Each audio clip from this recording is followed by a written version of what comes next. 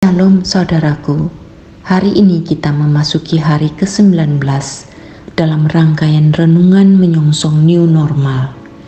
Perenungan firman Tuhan diambil dari surat Filipi 3 ayat 1-16. Saudara, begitu banyak ketidakpastian dalam hidup kita, seperti saat ini ketika kita hidup dalam masa pandemi, penyebaran virus begitu mudah. Angka-angka melejit begitu cepat. Sementara itu, pemahaman masyarakat akan bahaya ini begitu beragam. Ada yang begitu ketat mencegah penyebaran, begitu taat pada protokol menjaga kesehatan. Sementara itu, ada yang begitu tidak peduli, bahkan cenderung membahayakan orang lain. Sementara vaksin belum ditemukan, kita harus hidup berdampingan dengan virus COVID-19 tanpa tahu kondisi seperti ini akan berlangsung sampai kapan. Dalam situasi pandemi saat ini, apakah himbauan Rasul Paulus dalam ayat 1 untuk rejoice in the Lord tetap berlaku dan bisa dilakukan di masa new normal ini? Rejoice in the Lord. Rasul Paulus meminta orang percaya di Filipi untuk bersukacita di dalam Tuhan.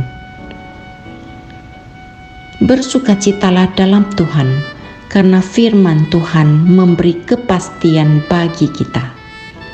Prinsip agar dapat bersukacita di dalam Tuhan tidak tergantung dan tidak didapati dalam situasi dan di dalam kondisi tertentu, tetapi di dalam Tuhan yang turut bekerja dalam segala sesuatu untuk mendatangkan kebaikan.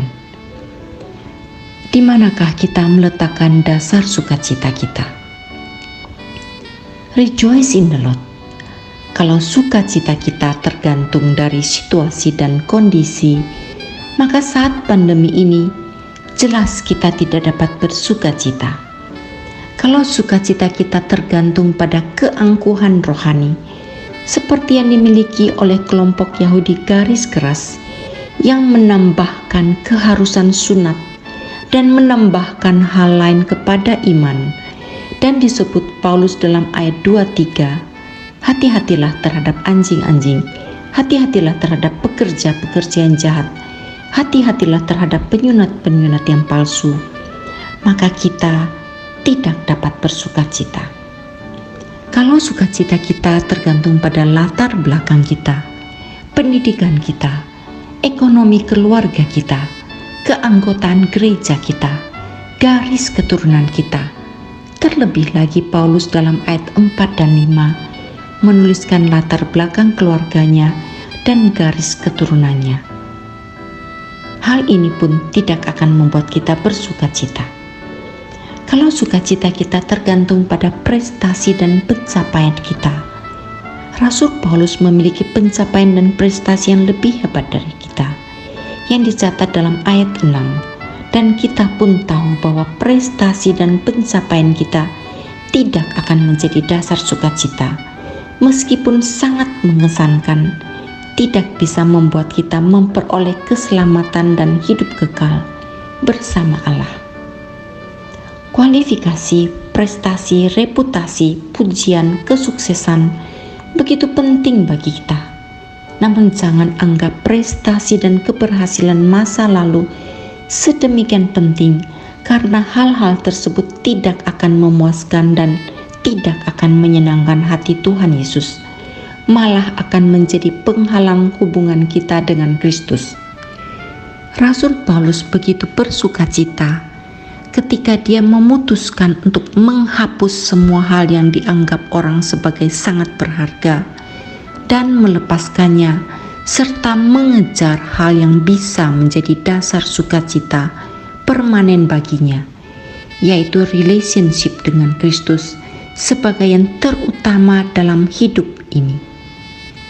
Paulus menilai hubungannya dengan Kristus jauh lebih penting daripada apapun juga. dan mengenal Kristus harus merupakan tujuan tertinggi hidup ini.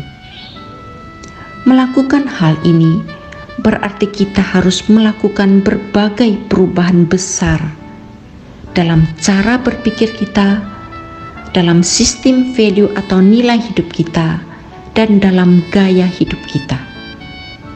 Apakah kita bersedia mengubah nilai hidup kita agar bisa mengenal Kristus dengan lebih baik?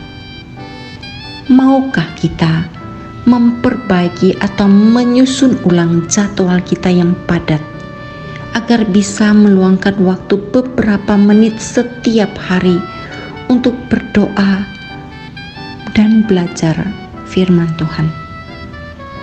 Bersediakah kita mengubah beberapa rencana, tujuan, hobi, keinginan, dan kebiasaan kita?